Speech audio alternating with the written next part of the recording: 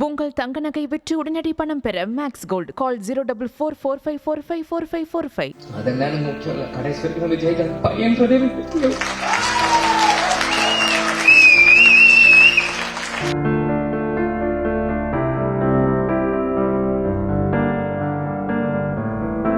இந்த கேப்டன் பிரபாகரன் நீங்க பாத்தீங்கன்னா இது கேப்டனோட 100வது படம்.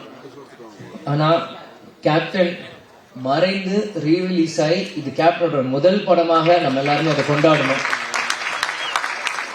கேப்டன் நடிச்சது 156 படம், அதுல 100வது படம் கேப்டன் பிரபாகரன் தான் இது முதல் படம். இதே மாதிரி அவர் நடிச்ச 150 படத்துக்கு மேலேயும் இனி வரும் ஒரு வருஷம் அதை ரீரிலீஸ் பண்ணி இப்ப இருக்க யங்ஸ்டர்ஸ்க்கும் இப்ப இருக்க ஜென்ரேஷன் அந்த மாதிரி ஜென்சி கிட்ஸ் அப்படின்னு சொல்ற மாதிரி இப்ப இருக்க ஜென்ரேஷன்ஸ்க்கு அன்னைக்கு கோல்டன் பீரியட்ல சினிமா இன்னைக்கு வந்து டிஜிட்டலா இருக்கு. அன்னைக்கு ரீல் காலத்துல ரீல்ஸ் செல்வமணி சார் சொன்ன மாதிரி அன்னைக்கு எப்படிலாம் கஷ்டப்பட்டு இந்த மாதிரி ஒரு படைப்பை உருவாக்கணும் அவங்க இன்னி இருக்க ஜென்ரேஷன்ஸ்க்கும் பிலிம் இன்ஸ்டியூட் ஸ்டூடெண்ட்ஸ்க்கும் இது ஒரு கேஸ் ஸ்டடி மாதிரி இந்த படங்கள் ரீரிலீஸ் பண்ணும்போது தான் அப்பற்பட்ட 80s 90s அந்த இருக்க டைரக்டர்ஸ் ப்ரொடியூசர்ஸ்ல எப்படிலாம் கஷ்டப்பட்டு ஒரு படத்தை எடுத்தாங்க இப்ப இருக்க யங்ஸ்டர்ஸ்க்கு அது நிச்சயமா அது புரியும்.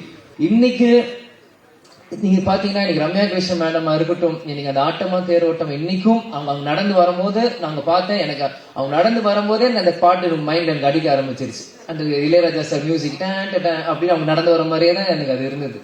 இன்னைக்கு சரத் சார் இன்னைக்கு வந்து சுப்ரீம் ஸ்டாரா இருக்கும்போது இந்த படத்துல இருக்கும்போது நான் அப்படியே அன்னைக்கு அதை கனெக்ட் பண்றேன். அன்னைக்கு எவ்வளவு இளமையா ஒரு மிஸ்டர் மெட்ராஸ் அப்படின்னு டைட்டில் எடுத்து அந்த படத்தை ஆரம்பிச்சிருக்கும் போது சரத் சார் இந்த படத்துக்கு எவ்வளவுலாம் கஷ்டப்பட்டு இருப்பாரு. செல்வமணி சார் சொன்ன கழுத்துல உடஞ்சி இது ப்ராப்ளம் இருந்தது.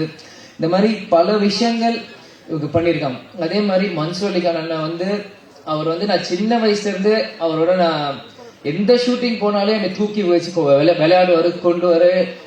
கேப்டன் ஷூட்டிங் முடிச்ச உடனே சண்டை போடுவார். அவருக்கு தெரிஞ்ச விளையாட்டு எல்லாமே ஃபைட் தான். அதுக்கு பிறகு ஒரு சண்டை அப்படின்னா மன்சூலிகான் அவரோட தான். ஏன் இதை நான் சொல்றேன்னா ஷூட்டிங் தாயகம் அப்படின்னு ஒரு படத்துல போறப்போ மூக்கு இவ்வளவு பெரிய மூக்கு இப்படி வச்சுட்டு குண்டு மணாலியில பின்னாடி வந்து பயமுறுத்துறது, எங்களை தூக்கிட்டு போறது, அவங்களோட டாட்டர்ஸ் ரூபியா இருக்கட்டும், இந்த மாதிரி எத்தனையோ பேர் அவங்களோட சின்ன வயசுல நாங்க பழகி இருக்கோம். அவர் கேப்டன் பிரபாகர் அப்படின்னு பண்ணும்போது என்னைக்கு கேப்டன் அவரை உருவாக்குறாரோ கேப்டன் மறைந்த அந்த டிசம்பர் 28 கேப்டன் காலடியிலே கடைசி வரைக்கும் இருந்து கேப்டன் இறுதியாக சேர்ந்த ஒரு நல்ல உள்ளம் தான் மன்சூலிகான் அவர்கள். நான் எப்பயுமே அப்பா கிட்ட கேட்பேன், எனக்கு எதுக்கு விஜய் பிரபாகரன் பேர் வச்சீங்க, அவனு சண்முக பாண்டியன் வச்சீங்க. ஸ்கூல்ல எல்லாருமே கேட்பாங்க. அப்ப இருக்கும்போது ஸ்கூல்ல படிக்கும்போது what is your father sir name last name போது விஜய் பிரபாகர் அப்படின்னு நான் சொல்லுவேன். விஜய் காந்த் எதுக்கு உங்களுக்கு காந்த்னு வைக்கல பிரபாகர்னு வச்சீங்க அப்படின்னு எல்லாரும் கேட்பாங்க. அப்போ நான் சின்ன பையனும் அப்பாட்ட போய் கேட்டேன், எதுக்கு எனக்கு விஜய் பிரபாகரன் பேர் வச்சீங்க அப்படின்னு சொல்லும் போது இந்த படத்தோட 100வது படம் எடுக்கிறப்போ நீ பிறந்த, ஆனா இந்த பேரு உனக்கு இப்ப வச்சது உனக்கு புரியாது, நான் நாளைக்கு இல்லைனாலும் இந்த பேர் உன்னை பேர் சொல்லி உனக்கு உயர்த்தும் அப்படின்னாரு. எனக்கு சின்ன வயசா இருக்கும் அது எனக்கு பெருசா எனக்கு புரியல. ஆனா இன்னைக்கு இந்த படத்துக்கு வந்து ஆடியோ லான்ச் முன்னாடி உங்கள்கிட்ட பேசும்போதுதான் இந்த செகண்ட் எனக்கு 100% அது வந்து நான் உணர்றேன். ஏன்னா இந்த இப்ப இருக்க ப்ரொடியூசர் நம்ம கார்த்திக் டிஸ்ட்ரிபியூட்டர் வந்து போன வாரம் கட்சி ஆபீஸ்ல என்னை வந்து சந்திச்சு இந்த மாதிரி நீங்க கண்டிப்பா இந்த படத்துக்கு நீங்க வரணும் ஆடியோ லான்ச்ன்றப்போ அன்னைக்கு செல்வமணி சாரும் கூப்பிட்டுருக்காங்க அப்படின்னு எனக்கு வந்து மறுப்பு சொல்ல முடியல. ஏன்னா என்னைக்குமே நான் நோ சொல்ல மாட்டேன். அன்பால கூப்பிட்டாங்க எங்க இருந்தாலும் நான் ஓடி வந்துடும். அன்னைக்கு வந்து கண்டிப்பா வரணும் அப்படின்னு சொல்லியிருந்தேன். செல்வமணி சாரே சொல்றாரு படத்தோட டைரக்டர் இவரு சொல்லும் போது எப்படி பண்றப்போ ஆனா உள்ளம் தேடி இல்லம் நாடி அப்படின்னு சுற்றுப்பயணம் அன்னைக்கு நம்ம தொடங்க ஆரம்பிச்சுட்டோம். தொடங்குறப்போ எப்படி சொல்றேன்னு தெரியல. முந்தானேத்து பார்சாதீங்க போன் கண்டிப்பா வரணும் அப்படின்னு சொல்லிட்டாங்க. சரி வரேன் அப்படின்னு சொல்லிருக்கன்ற. நேற்று திருப்பத்தூர்ல பிரச்சாரம் போயிட்டு இருக்கோம். பயங்கர மழை, வண்டி வரவே முடியல. என்ன இருந்தாலும் சரி நாளைக்கு பிரச்சாரம் முடிந்து நைட் 10 மணிக்கு மேல கிளம்பி காலையில வந்து சேர்ந்து இன்னைக்கு முன்னாடி வந்து நிக்கிறேன். ஏன்னா இதுதான் கேப்டன் எங்களுக்கு கத்து கொடுத்திருக்கிறார். நீ நம்ம குடும்ப விழாக்கு போறியோ இல்லையோ எனக்கு கவலை இல்ல, உன் அன்பால கூப்பிட்டா நம்ம கட்சிக்காரங்க சரி சினிமாக்காரங்க யாரு கூப்பிட்டா அந்த செகண்ட் போய் நிக்கணும். ஒரு வார்த்தை கொடுத்துட்டோம்னா அங்க போய் நிக்கணும். இதுதான் சொல்றாரு. துளசி கூட வாசம் மாறினால் மாறும், ஆனா தவசி ஃபுல்லா வார்த்தை மாறக்கூடாதுன்னா அது இது ஒரு முன்னோடாரம். இதுக்காக இந்த 35 வருஷத்துக்கு பிறகும் இந்த படம் வந்து இங்க ரிலீஸ் ஆகுதுன்னா கண்டிப்பாக அப்பா அந்த பேர் வச்சிருக்காரு. இந்த படத்தை கொண்டாட நீங்க லட்சக்கணக்கான தமிழர்கள் இங்க உலகம் முழுவதும் இருக்காங்க. இந்த இடத்தில் நான் இன்னைக்கு கேப்டன் இல்ல, அன்னைக்கு நான் பிறந்தேன், ஆனா இன்னைக்கு அப்பா நம்ம கூட இல்ல. இருந்தாலும் நம்ம அந்த இடத்துல போய் நிக்கணும், கேப்டன் பதில் நம்ம போய் இருக்கணும். இந்த படத்தை கேப்டன் இல்லாட்டியும் எங்க அப்பாவும் இந்த விஜய் பிரபார் நான் கொண்டாடுவேன் இந்த யூனிட்டோட சேர்ந்து நீங்க வந்து இருக்கேன்.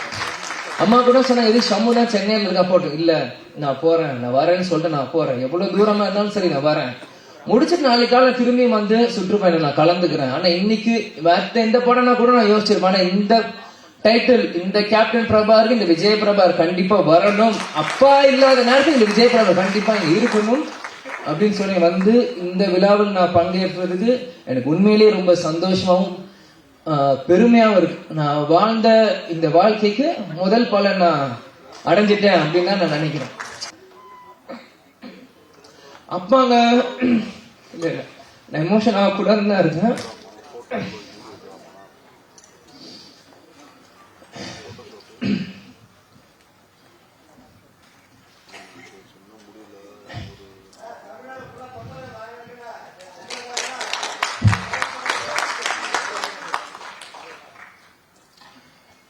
கேப்டன் எங்கேயும் போல நம்மளோட தான் இருக்கார். இவங்க இவ்வளவு நேரம் நம்ம எல்லாரும் பேசினாங்களே, இதுதான் கேப்டன்.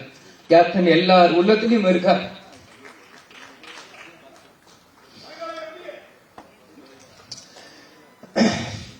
அதெல்லாம் எனக்கு முக்கியம் இல்ல, கடைசி வரைக்கும் நம்ம விஜயகாந்த் பையன்றதே எனக்கு முக்கியம்.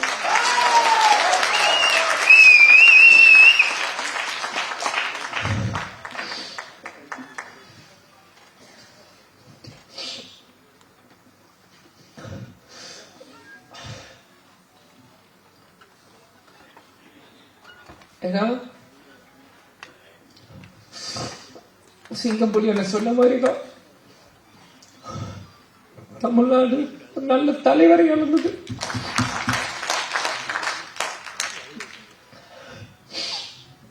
சாரி, ஏன்னா நான் அப்பா இறந்து 1 வருஷம் ஆயிடுச்சு, இன்னும் அழுதுட்டு இருக்காங்க, நிறைய பேர் கிண்டல் பண்றான். இந்த உயிர் கடைசி செகண்ட் உலகத்தில் இருக்க அப்பா நினைச்சுட்டு இருப்பேன். எங்க அப்பாவை நினைச்சு தினம் தூரம் நான் அழுவ. அது எந்த அசிங்கமும் இல்லை, எந்த கோலத்தனமும் இல்லை. ஏன்னா நான் தோல்வியை நினைச்ச அழுகல, என்னை சூழ்ச்சியில தோக்கடிக்க அழுகல. எங்க அப்பாவை நினைச்சு எங்க அப்பாவை மிஸ் பண்றேன், நான் அழுவேன். அதுக்கு எந்த இதுவும் இல்லை. நிச்சயம் கேப்டனோட பிளெஸிங் இந்த படத்துக்கு இருக்கும். அங்க இருக்க ஒவ்வொரு போட்டோவும் என்னோட ஸ்கூல் புக்ல நான் படிக்கும் போது எங்க அப்பாவோட போட்டோ ஒவ்வொருத்தையும், எங்களோட ஒரு நோட்லயும் எங்க அப்பாவோட ஸ்டிக்கர், இந்த படங்கள் நான் வரும்போது இது எல்லாமே நான் பார்த்தேன். கேப்டன் அந்த ட்ரெயின் ஃபைட்ல அந்த குதிரையில வந்து அந்த ரெட் கோட்ல போட்டு சண்டை போடுறதா இருக்கட்டும், குதிரையில வரதா இருக்கட்டும், ஒன்னும் என்னோட எல்லா 150 படங்கள் இன்னைக்கு நீ எந்த படம் ஒரு செகண்ட் இந்த ஒரு சின்ன சீன் காமிச்சீங்கன்னா கூட இது கேப்டனோட எந்த படம் நான் சொல்ல முடியும். ஏன்னா சின்ன வயசுல இருந்து எங்க அப்பாவை ரசிச்சு ரசிச்சு ரசிச்சு ரசிச்சு எனக்குள்ள ஏத்துக்கிட்டு இந்த இடத்துல நாங்க நிக்கிறோம்னா கேப்டன் எங்கேயும் இல்லை, நம்ம கூட தான் இருக்கார். கேப்டன் ஒரு மிக சிறந்த தலைவர். அவரோட கொள்கைகளையும் லட்சியத்தையும் வெல்வதற்காக தான் இந்த விஜய பிரபாரிக்கு நான் நிக்கிறேன், எனக்காக இங்க இல்ல. உங்கள் தங்க நகை விற்று உடனடி பணம் பெற மேக்ஸ் கோல்டு. கால் 04445454545.